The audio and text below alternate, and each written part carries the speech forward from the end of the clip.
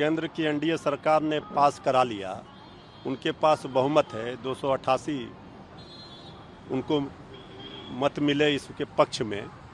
ये देश सरकार के बहुमत से नहीं चलेगा, सर्वमत से चलेगा। ये देश संविधान से चलेगा।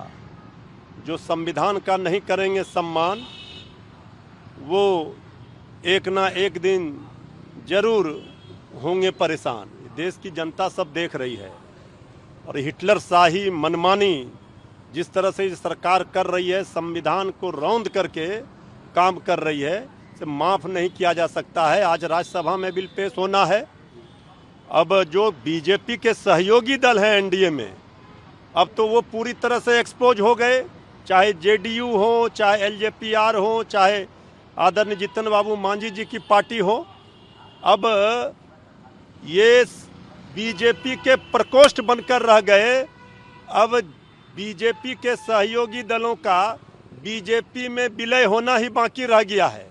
ये सेक्युलरिज्म का जो चोला ओढ़कर घूम रहे थे, बेनकाब हो गए और मजबूती के साथ हमारी पार्टी ने और विपक्षी दल के नेताओं ने इस बिल का विरोध किया और सरकार को एक्सपोज किया।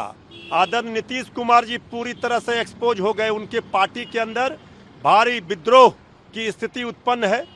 कई नेता विरोध के स्वर बोल रहे हैं। आने वाले दिनों में आगे आगे देखिए होता है क्या। जेडीयू पूरी तरह से विखंडित हो जाएगी, टूट जाएगी।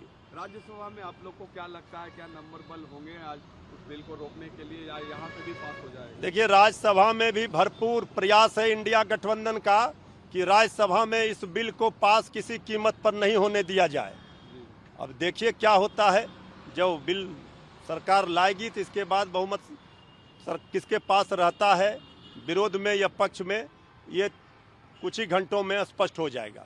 मौलाना खालिद रशीद है जो कि all India Muslim personal law board के मेंबर है, उन्होंने कहा कि जेडीयू और टीडीपी से हम उम्मीद कर रहे थे कि वो इस बिल के खिलाफ वोट करेगा, लेकिन जिस तरीके से उन्होंने इसके साथ पास किया है, हम कोर्ट में जाएंगे जरूरत पड़ी तो, और इनका चेहरा जो है वो सामने आ गया। नहीं, जेडीयू और टीडीपी और बाकी जो बीजेपी के सहयोगी दल हैं, वो सारे दल अब समाप्त हो गए। जो मंशा थी बीजेपी की कि क्षेत्रीय दलों को समाप्त करेंगे, उसमें वो कामयाब हो गए।